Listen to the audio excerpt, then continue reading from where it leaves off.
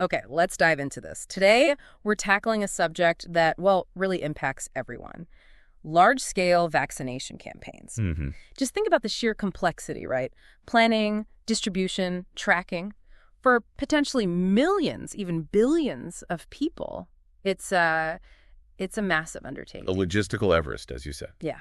And our focus today, looking at the sources you've pulled together for us, is how artificial intelligence, AI, might help make this huge task faster, Yeah, more efficient. exactly. These campaigns are absolutely critical for public health, but the scale, it just presents enormous challenges. So our mission here is really to pull out the key insights from these sources. Give everyone listening a shortcut, basically. Right, a direct route to understanding how AI could potentially streamline these vital efforts. And, the initial idea from the sources makes a lot of sense. AI is great at crunching data, finding patterns.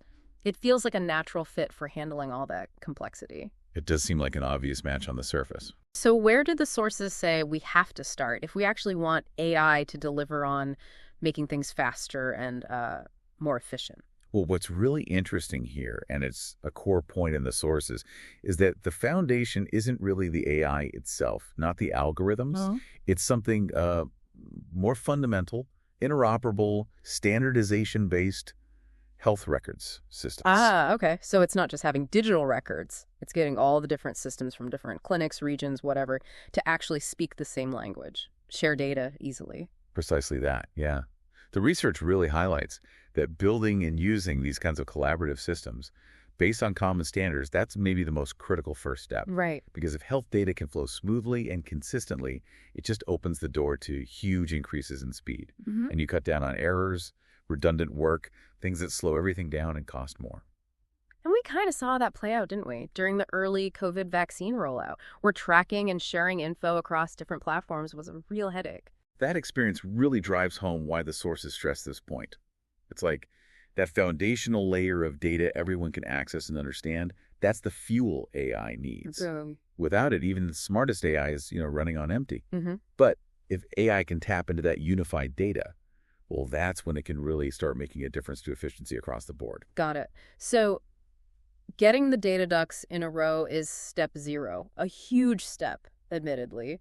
But once that foundation is, let's say, stronger, what specific AI tools do the sources mention that could directly speed things up? Yeah, looking at the use cases in the material, a few things really jump out. One obvious one is smart appointment scheduling for the vaccination centers. Okay, how would that work? Well, AI could analyze things like demand patterns, how busy a center is, staff availability, even geography, Yeah. and use all that to predict the best appointment slots. So instead of just like fixed blocks of time, it could adjust on the fly. Exactly. Dynamically adjust. The whole point is to minimize those queues, cut down wait times, and just keep people flowing through smoothly and efficiently. It's about matching the supply, the slots with the likely demand, much better than we can do manually. Makes sense. And what about the actual vaccines? Getting them where they need to go, that supply chain seems incredibly tricky, especially with, temperature controls and all that. Definitely.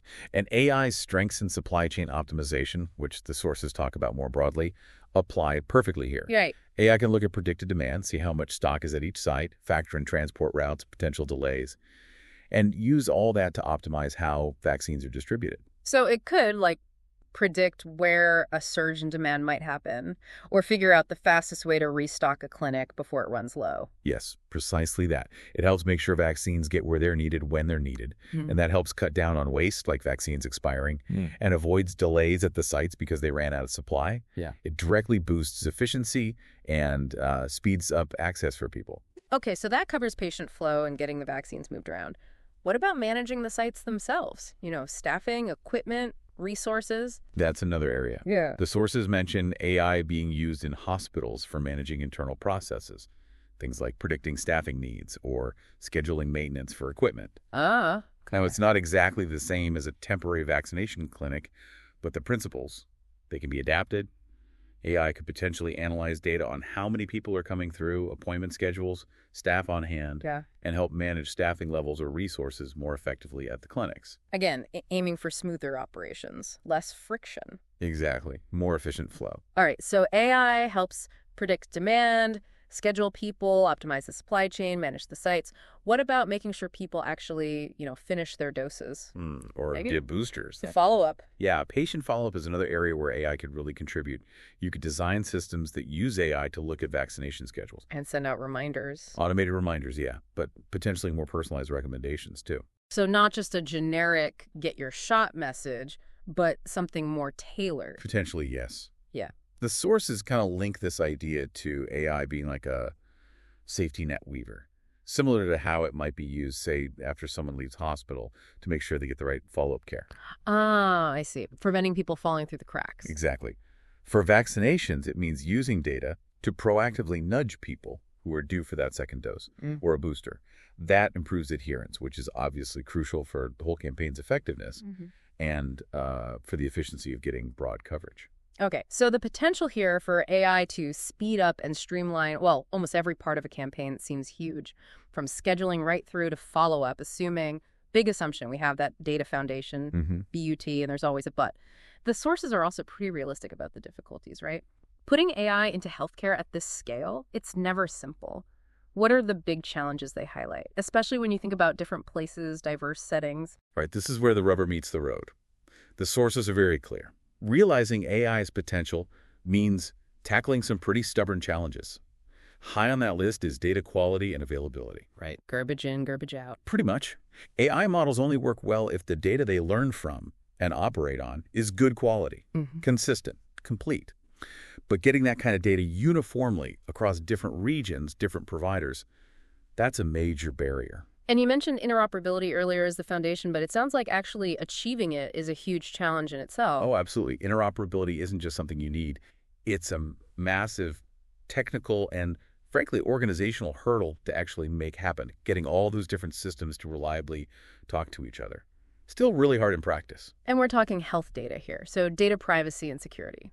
That has to be top priority. Non-negotiable. Paramount. The sources rightly hammer this home. You need incredibly responsible data handling. You have to maintain public trust. Any breach, any misuse, it could completely undermine public confidence and willingness to participate. Yeah, absolutely. Then there are practical things, like language diversity. In many places, systems need to handle multiple languages properly, both for processing data and communicating clearly with people.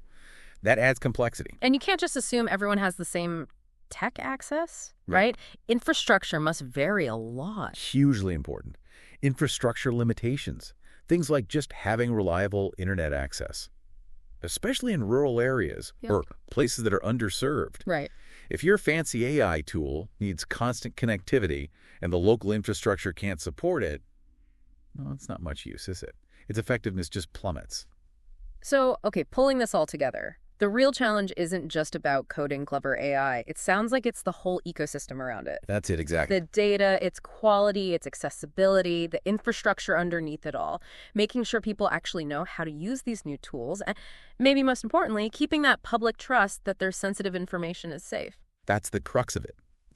And the sources suggest that getting past these hurdles, it takes really careful planning. It takes serious investment, not just in the AI itself, but in the whole digital health setup. And collaboration. Oh, absolutely. Real collaboration between the tech folks, the healthcare workers on the ground who have to use this stuff, and the policymakers setting the rules. Okay.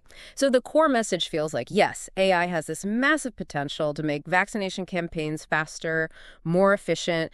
It could optimize scheduling, supply chains, follow-up, all that. Big but. Big but.